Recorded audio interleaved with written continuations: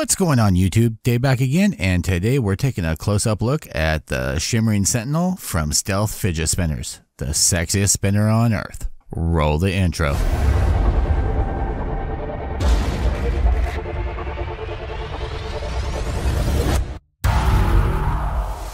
What's going on YouTube? Dave back again, and today we're taking a close-up look at the pre-production model of the Shimmering Sentinel. This is of course from Stealth Fidget Spinners. I've had this in my pocket for the last 3 days or so, and I wanted to give my initial thoughts on it. Do keep in mind some things are going to end up changing with the production model versus what I end up having in my hand, so do keep that in mind with my opinion.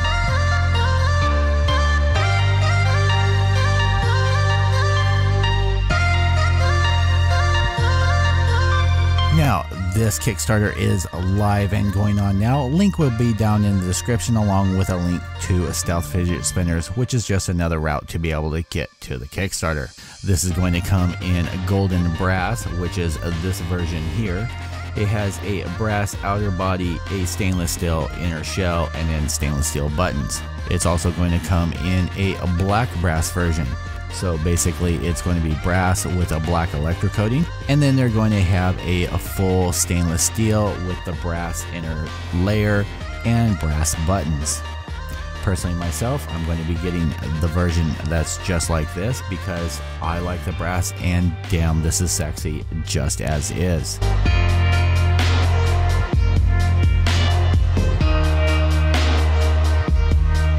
Now, one of the things, first off the bat, I have not had any issues with hotspots. If you guys ended up checking out my first look at it, you'll know that I talked about, and I kind of threw a hint out to the guys that I wish that they would make a worry stone style like this. Just do away with the button, make a full body where it joins up in there, because at work I kept catching myself doing this with it. It's comfortable. That feedback and texture is just smooth, and yet there's enough feedback and texture just for rubbing it. I really like it.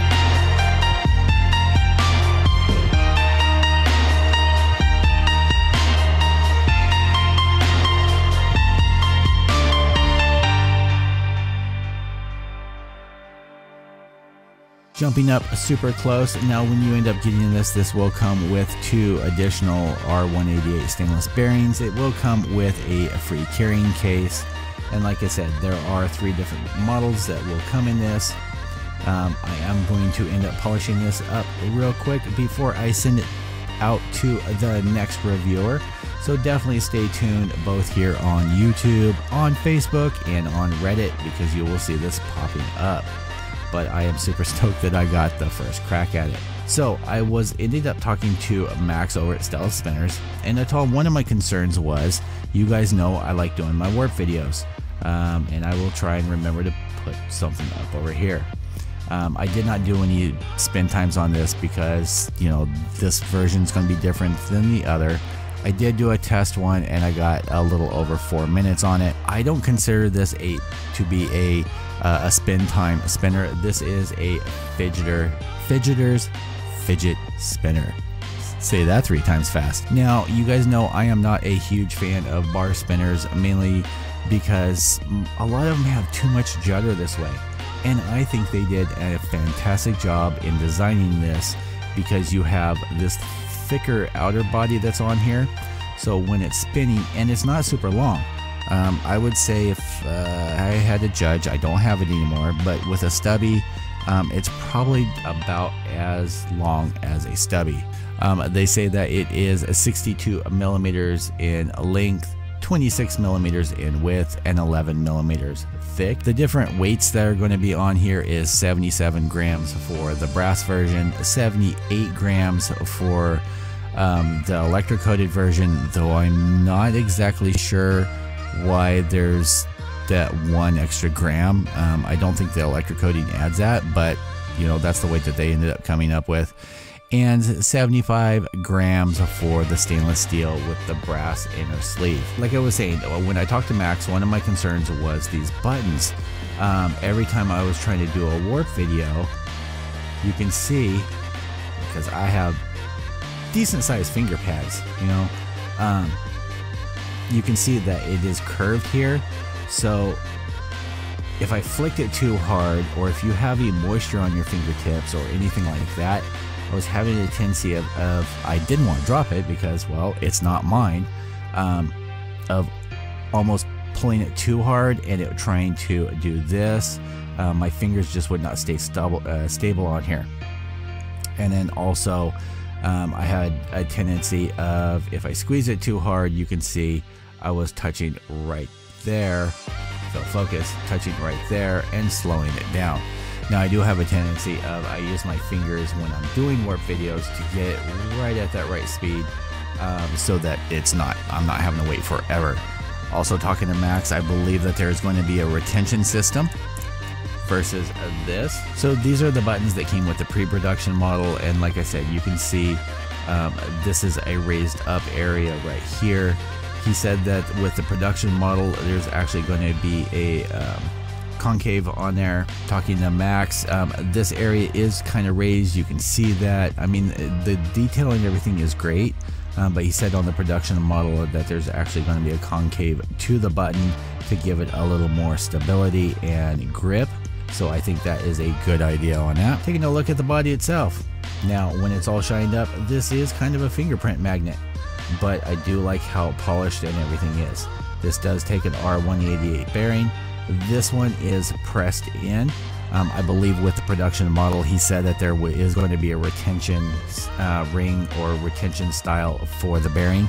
Though even like this, I have not had a problem with it trying to press out, just normally messing with it. Though I am able to easily slide it out with a little bit of force, so there's no issues with that. You can see how nice and clean everything is. I mean, the attention to detail is fantastic. You can see everything is symmetrical all the way through the body. This is a very Geiger-esque to me. A couple people in the other video said that it looked like a thorax or something like that. And yeah, I guess it does kind of look bug-like, but to me it just looks very Geigery.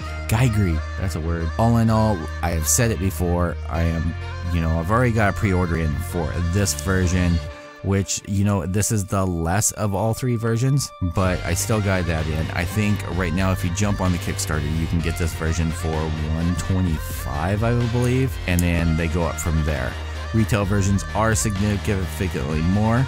I believe this version retail price is $175, something like that. You can see it easily goes together, and I like it all the way around.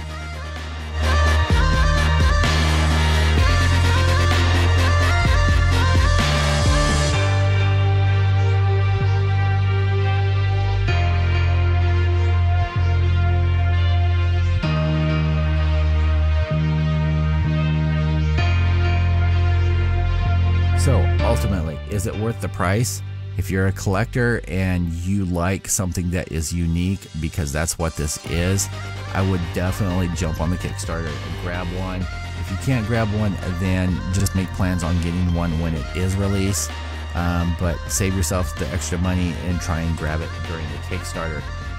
I love this, but it's subjective. So definitely stay tuned to the other channels. I believe Fabian over at Spin Space here on YouTube is getting it, and I believe, and I'm not for sure, I think I ended up hearing that Speedy Tech Solutions is also going to end up getting this at some point to a review. So I'm really excited to see their viewpoints. I know Fabian is super critical and super knowledgeable, where I am more of a layman. Hey, either this is going to hold up or it's not, where he is very technical. He gets down to the grime, and he always has a great backstory to all of his videos. So yeah, thank you for hanging out with me, YouTube, and I hope you guys enjoyed this, and I'm super proud to be able to give some feedback and take a first look at this, let you guys see it.